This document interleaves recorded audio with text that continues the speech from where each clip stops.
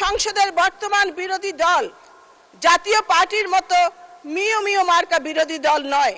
চেয়ে দেখেন কেমন সাদা সাদা ঝকঝকা ফকফকা সত্যিকারের একটি বিরোধী দল। উনারা যখন বাজেট নিয়ে সমালোচনা করেন আমরা কিছু মনে করি না, কিন্তু উনারা যখন বলেন যে উনাদের 168 সিট পাওয়ার কথা ছিল, বিএনপি ইঞ্জিনিয়ারিং করে তাদেরকে 68 সিট দিয়েছে, কথাটা সত্য নয়। আমি নির্বাচনের আগে ফেনীর এক নারী ভোটারকে জিজ্ঞেস করেছিলাম ভোটের কি অবস্থা। ওই নারী ভোটার আমাকে বলেছিল নৌকার তলা গেছে ডুবি, লাঙ্গলে নাই চাষ, ডিজিটাল পাল্লায় মাইপা দেখি ধানের শীষ পাস। মাননীয় স্পিকার, আমাদের নেতা জনাব তারেক রহমানের উপর এদেশের মানুষের আস্থা এবং বিশ্বাসের কারণে আমাদের এই ভূমিধস বিজয়। মাননীয় স্পিকার, নিত্য প্রয়োজনীয় দ্রব্যের উপর কর ছাড় দেওয়া হয়েছে। আমি নিজে বাজার করি, আমি স্বস্তিতে আছি, এদেশের মানুষও স্বস্তিতে আছে। কিন্তু একটি কথা আছে, ব্যবসায়ীরা একবার দাম বাড়ালে এই দাম আর কমাতে চায় না। আজকে আমাদের কাছে ভোক্তাদের কাছে আপনার এই সুযোগ যদি দেয়া হয় তাহলে এই বাজারকে জোর মনিটরিং করার আমি দাবি জানাচ্ছি, যাতে আমাদের মতো সাধারণ মানুষরা এই সুযোগটা পায়। মাননীয় স্পিকার, ব্যাংকের শৃঙ্খলা ফিরিয়ে আনার কথা বলা হয়েছে। ব্যাংকের হিসাব খুলতে টিআইএন যে বাধ্যতামূলক করার যে প্রস্তাব এবং সঞ্চয়পত্রের 10% কর কাটার যে প্রস্তাব, এই প্রস্তাব আমি প্রত্যাহার করার দাবি জানাচ্ছি।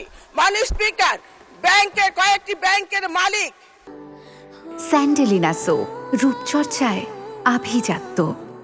ব্যাংক লুটেরা, ব্যাংক ঠেকো, ব্যাংক ডাকাত কয়েকটি ব্যাংক গিলে খেয়ে ফেলেছে। তারা গ্রাহকের টাকা লুট করেছে, লুট করে তারা বিদেশে আরামে আয়েশে জীবন যাপন করছে।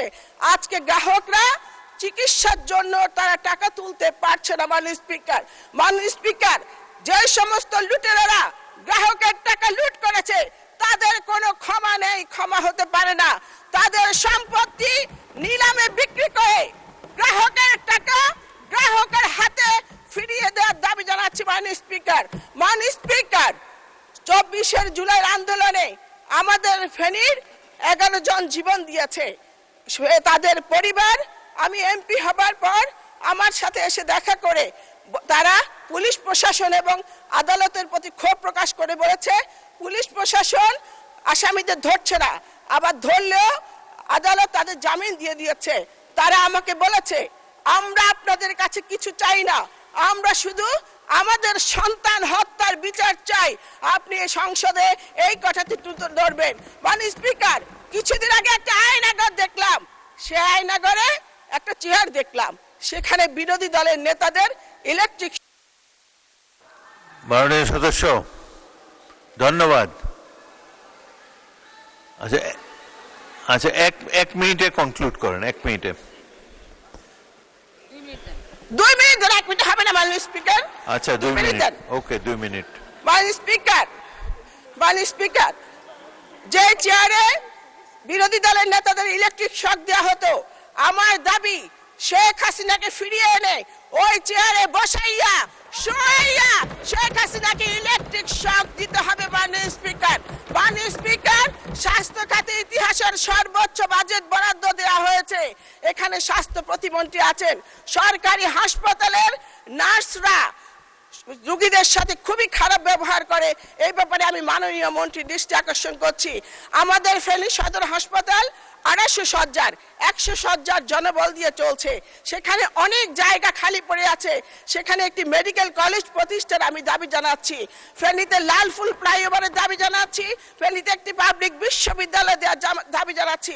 বাসাবাড়িতে দীর্ঘদিন গ্যাস বন্ধ রয়েছে, গ্যাস সংযোগ দেওয়ার দাবি জানাচ্ছি। এলপিজি সিলিন্ডারের অনেক দাম, এই দাম কমানোর প্রস্তাব করছি। আমাদের ফেনীর নারী মা বোনেরা একটি ফ্যামিলি কার্ডের জন্য অধীর আগ্রহে অপেক্ষা করছে, আমি সেখানে দ্রুত শীঘ্রই ফ্যামিলি কার্ড চালুর দাবি জানাচ্ছি। মাননীয় সমাজ কল্যাণ মন্ত্রীর আমি দৃষ্টি আকর্ষণ করছি। মাননীয় স্পিকার, এই সরকারের 4 মাস, বিরোধী দল বলে যে আরেকটি আন্দোলনের জন্য প্রস্তুত হন, বিপ্লবের জন্য প্রস্তুত হন। আমি ওনাদের কাছে বলতে চাই, আপনারা আমাদের প্রধানমন্ত্রীর প্রতি আস্থা রাখুন, প্রধানমন্ত্রীকে সহযোগিতা করুন। আপনাদের অনৈক্যের কারণে আমাদের যদি দানব হাসিনা, আল্লাহ না করুক, আল্লাহ না করুক, আল্লাহ না করুক, আবারও যদি দানব হাসিনা ফিরে আসে, যারা ফেসবুকের প্রোফাইল লাল করেছিলেন জীবনটা কালো করে ছাড়বে। মূল্যস্ফীতি, কর্মসংস্থান, বিনিয়োগ সমস্ত চ্যালেঞ্জ মোকাবেলা করে আমরা জনাব তারেক রহমানের নেতৃত্বে এগিয়ে যাব। We shall overcome. আমরা করব জয়, করবই জয়। ধন্যবাদ মাননীয় স্পিকার।